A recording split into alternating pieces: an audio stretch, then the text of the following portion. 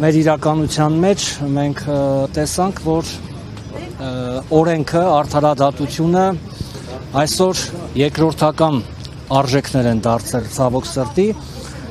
բայց մենք որպես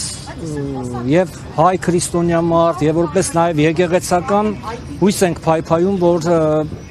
վերջի վերջո պիտի արդար ձայնը լսվի։ Չի կարող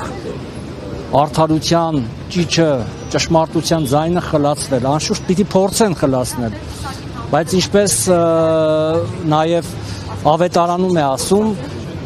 անապատում հնչող ձայնը երբեմն խլացվում է անապատի քամիներից կամ տարուբերումներից, բայց երբեք լռել չի կարող։ Հիմա ցավսիրտ մարդիկ, այն մարդիկ, ովքեր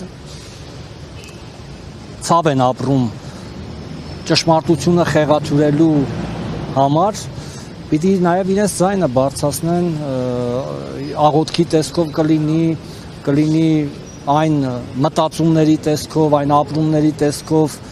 որ արդարությունը վերջի վերջո բարձրաձայնվի։ Ակնկալիք որպես այդպիսին ցավոք սրտի չունեմ, ես հոռետես մարդ չեմ, բայց իրականությունը այլ բան է ապացուցում։ Հուսանք, որ եթե ոչ այս անգամ, իհարկե Աստված մի արածը, որ Սրբազանը կրկին անգամ անազատության մեջ որոշվի, որ անազատության մեջ պիտի լինի, բայց գոնե մոտ ժամանակներում հուսանք, որ Աստված պիտի տնօրինի այնպես մեր սրբազանները բոլորը, ոչ միայն Արշակ սրբազանը, այլ բոլոր մեր սրբազանները, նվիրյալները կլինեն ազատության մեջ, կլինեն այն անդաստանում, որտեղ իրենք